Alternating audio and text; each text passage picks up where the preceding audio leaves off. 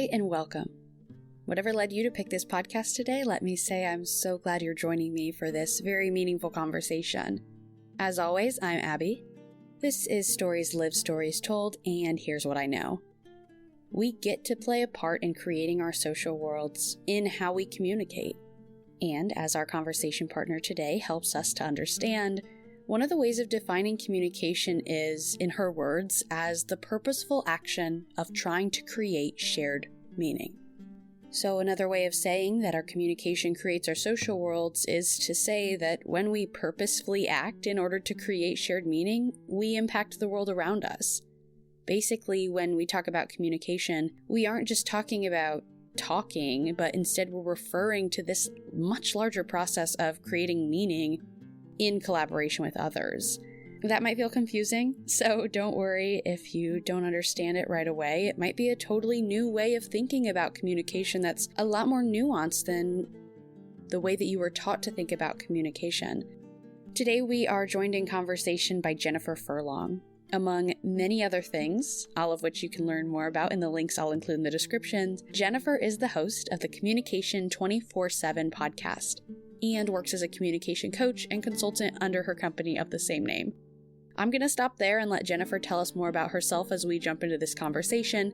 But first, some questions I would keep in mind as you join us in this conversation are: what is your goal when it comes to communication, and how can you be using your communication to pursue connection with others?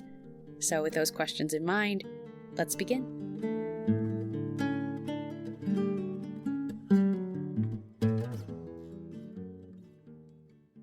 Hi, Jennifer. Thanks so much for being on the podcast today. Hey, Abbie. Thanks so much for having me. I'm excited. I'm so excited. I've really been looking forward to this, and I'll just go ahead and share that, a lot of the people, I guess I have a mix of people on the podcast. Some people very much live in the communication world, like you and me. Some people, work in other fields, but use a communication lens. Other people are not as in depth into the communication world as I find myself. But I'm feeling that I'm hoping we can just geek out a little bit today on communication. But to get started, I'd love to ask you to introduce yourself. And I ask my guests to introduce themselves because, you know better than I do what stories or, what parts of yourself to share are, the most relevant. Give people the best context for this conversation, knowing the kind of conversation we're maybe about to have. So with that said, what are some of the significant stories that shaped you? Who is Jennifer? That's always such a big question. I know. Yeah, it's like the existential crisis.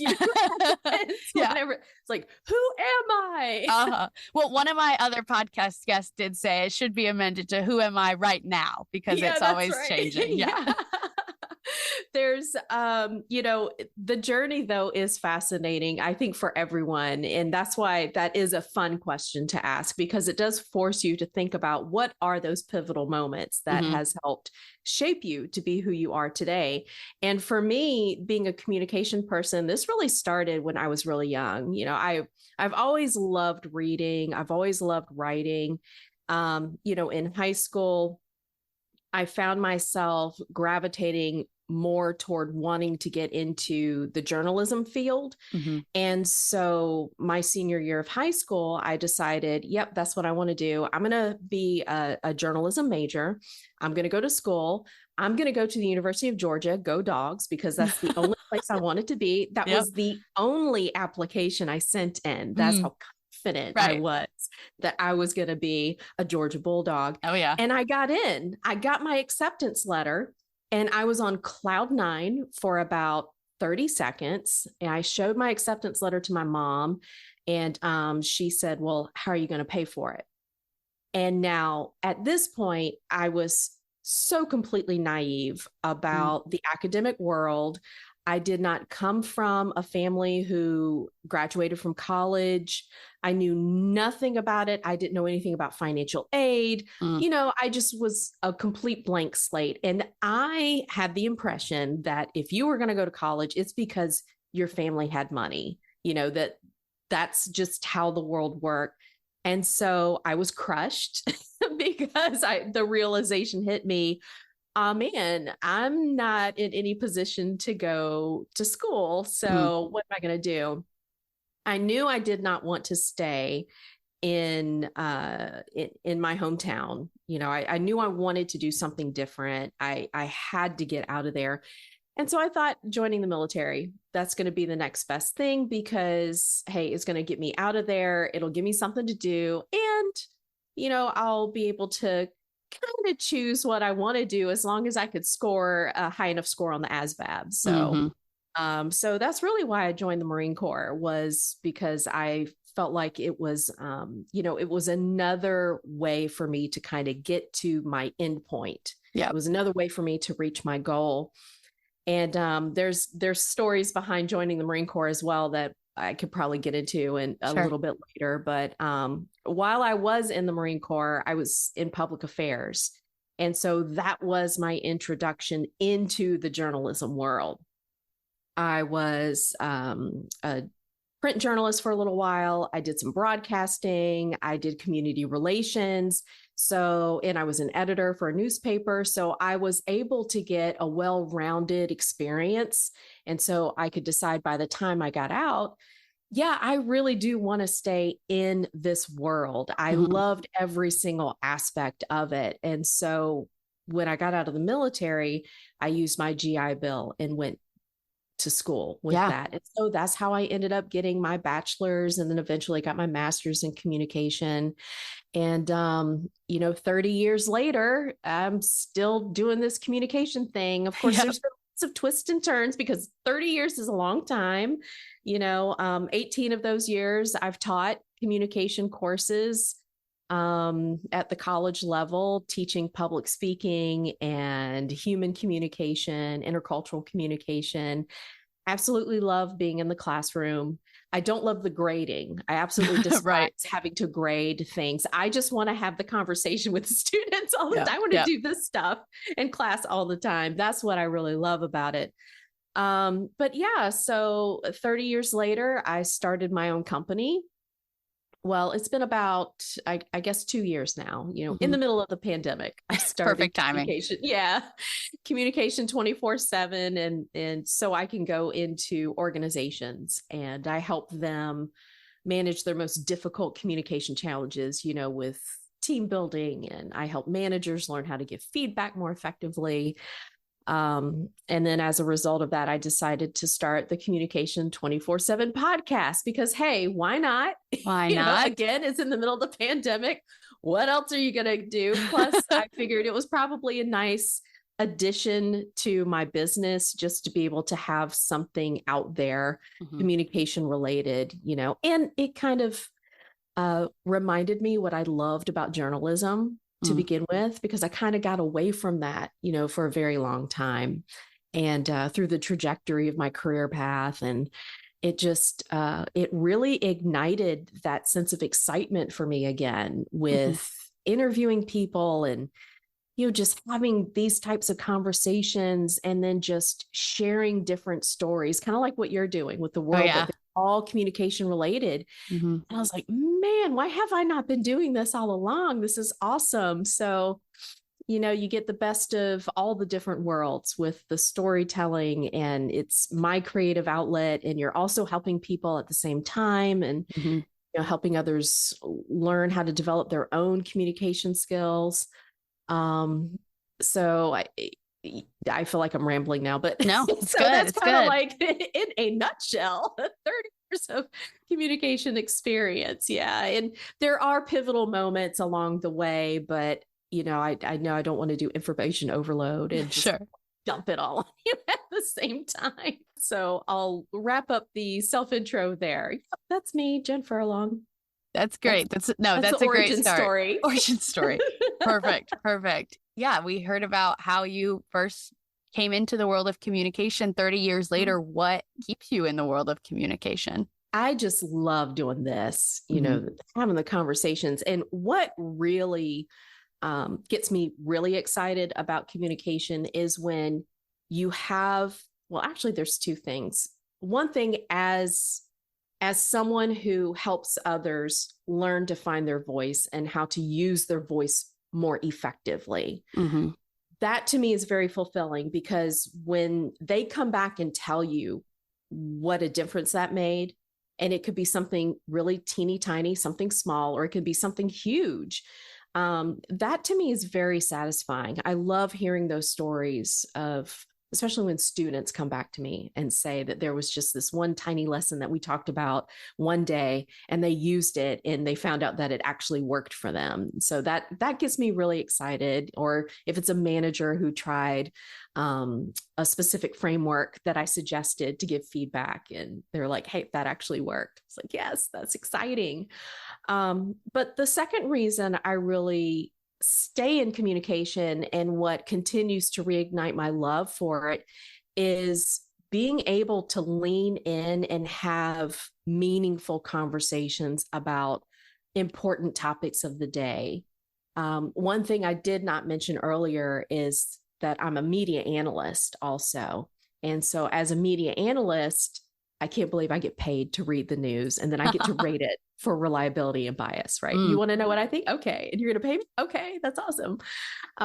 But a part of that job is I have to have conversations with other analysts who come from across the political spectrum. Yeah. So I have to have conversations with people who I don't agree with necessarily on these hot button issues of the day, but because we're talking about the news, we really have to stay focused on the actual text itself and be able to explain and point to concrete evidence within the text that this is why this skews to the left, or this is why this skews to the right, or this is why this isn't really reliable news. This is more opinion than anything. And that's the stuff that's truly exciting, to be able to lean in and engage in those meaningful conversations, because I think that's how not only do we learn more about ourselves, but we're expanding our worldview at that point, when you can be open enough to listen to different perspectives. And that's really what it's all about right there. And I just find it to be so exciting to do that stuff. This work is incredibly interesting. There's never a dull day. Sounds like it. Sounds like it. Yeah. Mm-hmm. That's neat. And I think it's clear that you share the same perspective, when I've listened to your podcast, and it's in that first lines even of your description to saying that I think we take communication for granted as something that we'll just like figure out along the way, or we'll just like stumble into healthy, productive communication. But it really is a skill to be developed. And for me, I even hope to go beyond that for people, to say, here's some concrete skills, but beyond that, what does it look like to not only use communication skills, but to take a communication perspective in your life? Let it be the lens that you see the world through. Let it be, the filter that everything comes through. Because that's how it is for me, which is, probably one extreme. And it's one of many frameworks to approach the world with. But I think, like you said, for me, I see it the same way, that a lot of the most meaningful conversations I have are ones that challenge me, or that are harder to navigate, because it does require some like communication finesse almost. Yeah.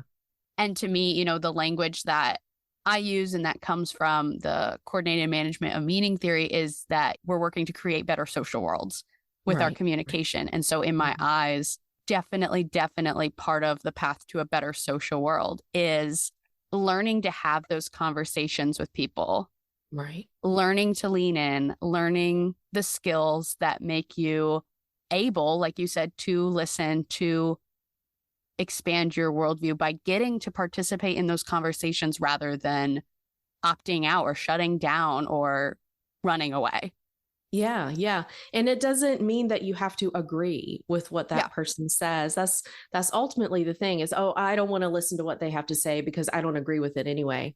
Well, number one, if you don't listen to what they have to say, how do you know that you don't agree with it? Right. If you're not listening to them, how do you even know what they are saying? You're assuming that you think you know what they're going to say. And so what? If they do say things that you disagree with, well, you know what? That's an opportunity for you to reinforce what you already believe. If you can engage in a conversation with someone and you can reinforce, well, I believe in this. This is my value. This is what I believe. These are my likes and dislikes, whatever it is that you're engaged in that conversation.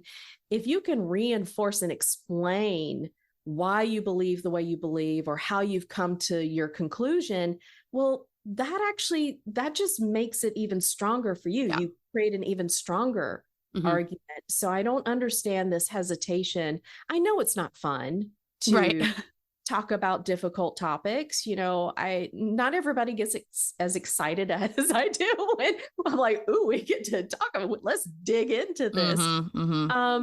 But this is the world we live in. It's messy. We have people who come from all kinds of different backgrounds and belief systems and values and cultures. And, so you got to learn how to sit with being uncomfortable for a little while. That's how the world works. And if you truly want to impact change and you want others to be able to at least understand your viewpoint, you're going to have to learn how to be uncomfortable and then engage in those uncomfortable conversations. Otherwise, why even have any conversations with anybody? I guess if you want to stick in your silo and just listen to people who would parrot whatever you want to say back to you what you want to hear, that's a pretty boring, miserable existence, in my opinion. But hey, you do you, boo. If that's what you want to do, but you're not going to really have any impact, by doing that. Yeah. What you're making me think of is that I had another conversation with some communication people, and we talked about that really kind of the study of communication originated. The language that was used was persuasion of like the study of communication. So it's like, if you think about communication as persuasion or communication as a way to persuade, that is how it's been. And so I think I almost want a shift for how we think about communication, of not with a means to persuade, but as a means to understand and to be understood. And I think that's just what, everything you were just saying makes me think about, is that, like you said, a lot of people struggle to be able to even hear what other people who believe differently, who look differently, who live differently have to say. We are so far away from persuading. It's like, you have to listen. If you are going to, I don't know, maybe change someone's mind down the road, but that's not the goal. We can't even listen. I don't know how we could think we could possibly persuade anybody of anything at this point. Right. But yeah, what does it change in our communication if the goal is not to persuade or shove, what we believe down other people's throats, but if it's to understand and to be understood? Yeah. Yeah. And that's not to say that you can't have a point of view that is going, of course, you're going to have a point of view that's going to be different from others. And look, one of the myths out there is that communication can just fix everything. And no, it can't. There are going to be just some things that communication cannot fix. But what it can do is it can help you understand how this is happening or why this is happening. And I'll give you a very personal experience. Right now, I shared with you before we started recording that I'm going through a divorce right now. I've been married for 25 years, been together with my husband for over 27 years. And so my whole life, I have known more of my existence with this man than without, so it's kind of it's a weird experience now. And, a lot of people will say, well, if you just have better communication skills, you can fix things. And number one, that puts a lot of pressure on an individual. And it does reinforce that misconception that there must have been something that I didn't do. There must have been something I didn't say. There must have been something wrong with me. And at the end of the day, communication, you and I both know, it's this process that you create with others around you. This is you don't exist in a vacuum. Yep. And so as much as we want to improve our communication skills, as much as we have the goal to try to influence and impact the world in a positive way, and we want to be heard and we want to be understood, the fact of the matter is there are others out there that are involved in this communication process. And so if things break down, I think the successful part, and this is something that I've had to arrive at my own conclusion, and this is like the meta part of being a communication person, why I say let's communicate about how we communicate. I spent a lot of time thinking about this, and what the communication has helped me realize is that as much as I want to be bitter about it, because this is not what I wanted, I don't want to be, I'm turning 50 this year, and I don't want to be a single 50-year-old, out there. Good Lord. I don't even want to think about that aspect of it. But my whole life has been changed, it's been turned upside down. And the man that I had envisioned, having grandkids over with, and, building this life with, going forward, I've had some moments where, you go through this grieving process where you're angry, and then you're sad, and then you're bitter, and then, you're resigned to it. But what the communication piece has helped me realize is that I didn't fail. Like, my communication wasn't a failure. This isn't something that the communication could just, quote, fix. Yeah. This was something that the communication has helped me understand. Yeah. He's going through something that he's going through, and I can't fix that for him. When you are a couple, you're in this long-term relationship, you cannot be the therapist for the other person and be their romantic, partner. So it's helped me understand that through my communication, I've had to come to a place of understanding, despite the bitterness, despite the sadness and the anger and everything that comes along with it. He's on a journey right now that I can't understand, and I have to try to give him, that space that he needs. And and so that's where I'm coming from. The communication couldn't fix it, but the communication is helping me pivot and change ever so slightly my understanding of the situation. And it's helping a little bit. It still hurts. It still sucks. Right. But that's just an example of that communication myth that, communication is the key. It'll fix it. And no, sometimes it just can't be fixed. It has to change. Yeah. You got to recognize the change is what's happening, and it needs to happen.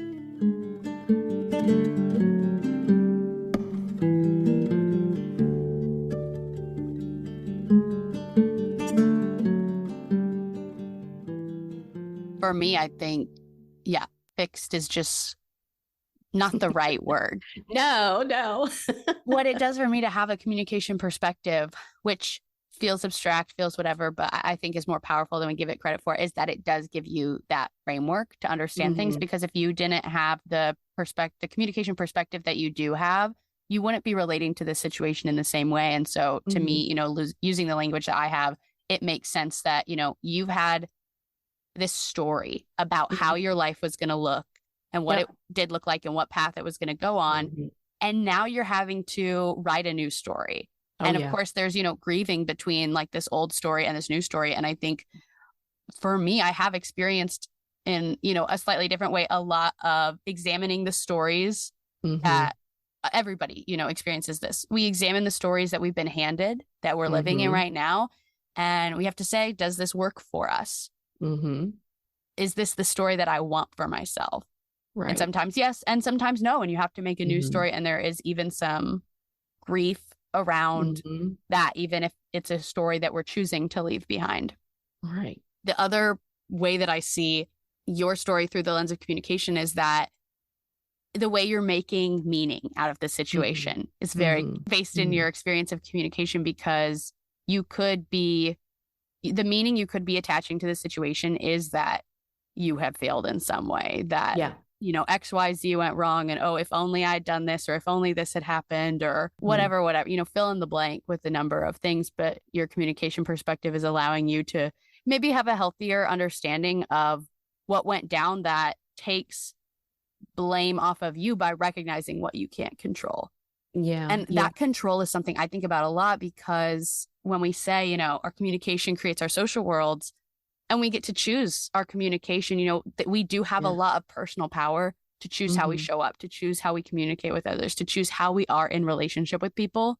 And at the same time, there's so many things that are outside of our control. And so it's like, how do we find a balance between controlling the things we can, letting go of the things we can't, and doing that in a healthy way that is productive for us? Yeah. Yeah.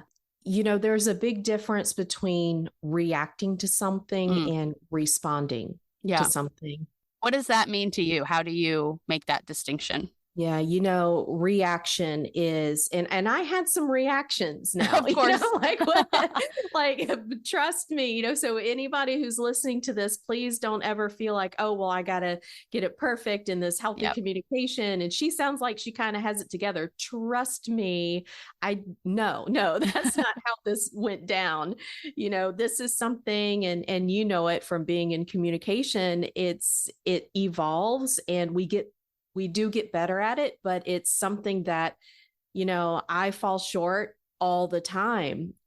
And especially when it's something that is so emotional, you know, if you are emotionally connected to whatever it is, it doesn't matter if we're talking about politics, we're talking about our personal relationships, you know, it's a family member, anything that we have this emotional connection to, we're going to feel a certain type of way about things, you know, as they unfold. And that's where the reaction comes to. If you don't take a second to like think, and you let that emotional part of the brain take over, and then that's when we react to things. And that's when we say things that we may not necessarily mean, or sometimes we might blurt something out. And at that moment in time, we 100% meant that thing that was so awful that we just said, because we were feeling that way. But that's the reaction part of it. But if you take a moment and you just take a deep breath, and you just kind of think about this moment right here, and what does it mean, and recognize, how is it making me feel? Recognizing that whatever the other person just said to you, recognizing like, what are they feeling right now? What are their emotions? Because their emotions are having an impact on what they are saying to you right now. So the whole reaction versus responding thing, it's all just a matter of time, you know, letting it pause for just a moment and recognizing those critical things within the moment. My emotions, your emotions, you know, what does this truly mean for this moment? And then what do I want to say? What do I want to do to have the impact that I'm intending to have in this moment, you know, moving forward? And that is not something that comes easy. And we fail at it every single day. But if we can just try to work on that part of it, we get better at it over time. And, you know, this is something that I've just for this one experience right now, going through this divorce, I've been actively trying to work on this. I mean, even just last night, I sat down and wrote in my journal because I was so upset. I took my wedding ring off for the first time since all of this happened. Yeah. And you talk about communication and symbols, right? Yeah. Talk about meaning. Yeah. Yeah. And so for me, it was like ripping my heart out of my chest all over again. So I put my ring in the jewelry box, and I shut it, and I put it in the drawer, and I took this deep breath, and I just let it out. Yeah. I cried, and, you know, just let the tears flow. And then I could feel myself getting angry. Yeah. And I was like, okay, I need to sit down. And so I opened up my journal, and I just started writing down everything I was feeling. And then I made a conscious choice. I said, okay, I got everything out, all the negatives. Let me write down some positive things, because what I was writing down were all of these firsts that I've experienced over the past couple of months that have just they haven't been good firsts. Right. And I was like, you know what? Write down some of the good firsts. And even if it's just one or two, think about it. And so I started writing down a couple of the things that I've experienced for the first time, since, this whole thing started happening. And I could feel myself calming down. I could feel my logical side of the brain beginning to work again. Yeah. And instead of reacting, like I began responding. And so then I felt more in control then. And I could really think about, all right, this is how I can move forward from this. I'm going to choose to focus on some of the good firsts that have happened and will happen and could possibly happen for me. Reaction versus response. That's a huge thing right there to be able to try to implement when we have these really heavy things that are going on in our lives. Yeah, that reaction versus response is important. And, you talked about, in your own reflecting on things. And I think even in conversation with others that, you're not talking figuratively when you say, take a pause, take a breath, like that might feel awkward for people in real conversation. But I do that. Like it works. It does make a huge difference. Really so if does. you can move past that initial like awkward feeling of like, well, can I say, can we take a breather right now? Like, give me 1 second to think. Like that, it does actually make a huge difference if people let themselves have that moment. Yeah. You don't have to react to everything. You don't have to. I mean, you absolutely, it is perfectly within your control to recognize I'm feeling a certain kind of way about this. And okay, so I need to hit the pause button. I hit the pause button and tell that person, I need a moment. And it could be that you just need a minute, 5 minutes, or maybe it's because of the time of day and it's 1 o'clock in the morning and you're going at it like a couple of crazy animals, and it's just, you can't think straight. And it's actually preferable that you say, look, it's late. We are tired. We're not, this isn't productive. Let's table this for the morning. This is important enough. We need to talk about this and we need to, come to an understanding. And so in the morning, let's agree. We're going to get up, have some breakfast, and let's talk about this. Let's continue this conversation. Let's dedicate ourselves to this. That does so much more toward being able to arrive at something that both of you are going to be able to be in a better place as a result of that rather than just forcing yourself to constantly react to everything. Oh, he said that, I got to say this, or she said that, I got to say this, and you don't always have to react to things. It can have a better outcome if you choose to disengage sometimes. Right.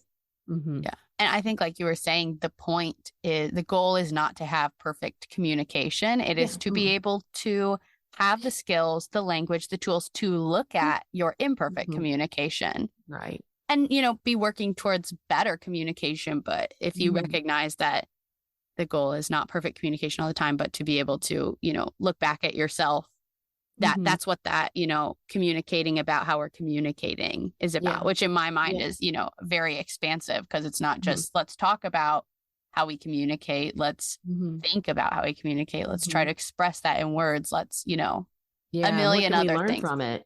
Right. Yeah. What lessons can we take from our communication? I'm curious about your perspective on this. Where I feel like I exist with this podcast is that I kind of feel like I have one foot on the like theory academic side of things and one foot in like, I don't know, outside of that. Right. Yeah. Real life. And I want to just translate for people. I want to bring all this good that I got to like study in school that like felt so empowering for me that, gave me the perspective that I have on life now, because I'm like, this really does change things for people. And so everybody deserves to have access to this knowledge to have better relationships. And so I think, how can I do that? How can I make it more accessible for people? And part of it is, the language that's used, especially, the CMM theory is like a very complex theory, and it has to be. Life communication is complex. Right. But there's been like criticism around it because the language feels inaccessible to people. Yeah. And so I think even on a very basic level, I struggle to come up with a different way to say communication shapes our social worlds. Like, I'm almost like, what do I mean when I say communication? Because in my experiences, I kind of have a whole list of things that I mean when I say communication. I struggle to put that into words. And so I wonder from your perspective, like, what is communication? How do you define it? Yeah, I define it as your active attempt to try to create shared meaning with others. If I can really think about the situation and who I'm talking to, whether it's just one person or it's an audience of 1,000, it is that purposeful action of trying to create a meaning that they're going to get it in the way that I hope they will get it. And so that takes time, it takes intention, it takes specificity in language, it takes clarity. And it takes a willingness to be able to think about how is it that how might this come across? How can I say this in a way that, number one, they're going to be more apt to be accepting of it, because this is going to be a difficult conversation that we have. How do I create that sense of this is a conversation? It's going to be uncomfortable, but I think it's going to be better for both of us in the long run. So it's the intentionality part. And that's what my definition of communication is. It's just the purposeful action of trying to create shared meaning. Right. I think if at the very least, what I hope people get is that when I say communication, I'm not just talking about words. Yeah. Yeah. Where everything we do communicates something. Oh, yeah. Yeah. You are communicating with your body. You are communicating with your words. Yes. And you are communicating with your body language. The way that you spend your time communicates something. The way you spend your money communicates something. The people you surround yourself with communicate something. So I almost want to say, like, if I was going to choose different words for your kind of tagline of let's communicate about how we communicate, my like alternatives in my head would be like, let's think, learn, and talk about how we live. Like, almost when I say communication, I'm talking about like living life. Because it is in every moment of our life. And I'm like, maybe that's too broad of a stroke for some people. Like, I don't know what you're talking about there. You lost me. But it shows up in every area of our life, at least. There's a lot more to living life, of course. But yeah, it's just to live is to communicate, right? Yeah, yeah. That's a very philosophical thing. It is. It's a very philosophical thing. And the thing is like, how do I want to live my life? And that is going to impact how I communicate with others. And there are some people out there, they could give less of a crap about connecting with someone else, right? They could care less if they have that meaningful interaction. Really, at the end of the day, all they want is to tell people what to do and for people to do what they say and, and to control the situation or to pontificate, and have everyone agree with them. And, unfortunately, there are going to be individuals out there that we will come across, and that's how they live their life. But now we have a choice again, reacting versus responding. You do have, and this is one of those philosophical things again, you do have the right to disinvite people from your table. You do have the right to invite who you want to your table and disinvite people who you don't want from your table. You run across people who, no matter how hard you try to reach out and engage in a meaningful conversation, it's just not going to happen. With that particular person. And so that I think that's a hard lesson to learn as well. As a communicator, we hope that, if we just communicate better, can I just be more effective? Sometimes it's just not going to happen. It's just not going to happen. And you've got a decision to make now. Are you going to keep beating your head up against that brick wall or are you going to change directions and make a different use of your time? Yeah. Why did you choose the tagline of communicate about how we communicate for your work, for your podcast? When I talk to so many people about communication skills, and they'll immediately say, oh yeah, I want to be a better communicator. And I'll ask them why. And 9 times out of 10, the reason they want to be a better communicator is because they want to be able to influence others, right? In some way, they want to be able to persuade. At the end of the day, let's be real. You just want to be able to say what you want to say and just have everybody else agree with you. Like that's what you mean. Yeah, that's really, let's be real here. And that's not how the real world works. And so let's communicate about how we communicate. I want you to focus on peeling back the layers, have the courage to peel back the layers, look inside yourself and really learn about, why do I communicate the way I communicate? What are my strengths? Because I might have some ways of communicating that work incredibly well. And then I might have some ways of communicating that are unfortunately causing friction points in my life that if I were to address it, my life might be a little smoother, it might operate a little better, And so, peel back those layers. Let's communicate about how we communicate so we can pinpoint the strengths that we have, and then we can pinpoint some of those areas that we might be able to work on so that we can have a more meaningful impact. And it doesn't necessarily mean that you can manipulate others in a more effective way or that you can persuade, but to be able to connect with others and to be able to understand. I tell my clients, I say, look, you've got to focus on yourself and your own communication skills. Quit thinking about everybody else and how you wish they would be, how you wish they would act, how you wish the words that they would say. One of my biggest pet peeves is policing other people's language. That's my, it's, if you spend your life trying to get everyone else to change how they communicate, you are going to be a miserable SOB for the rest of your life, because it ain't going to happen. You can't control other people and how they act, how they behave and what they say and the things they do, but you can look inside and control the things that you say and how you behave and the things that you do in this life and how you connect with others.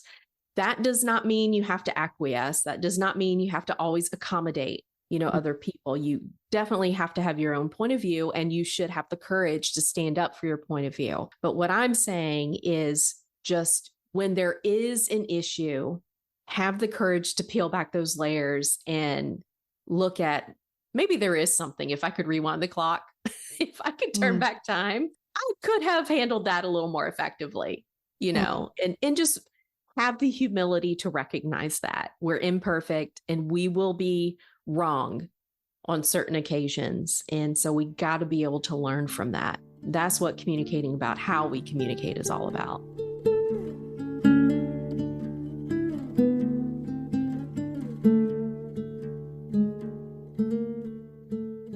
Okay, this is where we will end part 1 of our conversation with Jennifer. Come back on Monday for part 2 and the following Monday for part 3, which is going to be a very special episode where Jennifer and I are able to model a curious conversation where the goal is to understand and be understood. In the meantime, keep playing around with the ideas that Jennifer talked about today. I wonder if you see any of your own story in hers. If you have questions, ideas, or stories, please reach out on Instagram, YouTube, or on the website and let me know. I'd love to hear from you. As always, I get to do this podcast with support from the CMM Institute for Personal and Social Evolution. I'll provide a link to their website where you can learn more about them and all of their initiatives. Also, the music for this podcast is created and generously shared by one of the stewards, Rick Spann, who is also a former conversation partner of the podcast. Huge thank you to him for helping me to set the tone and add layers of meaning to this podcast through music. Finally, let's end with some next turns. Please follow the show wherever you listen, leave a review and a rating, and share this episode with someone you want to invite into our ongoing conversation.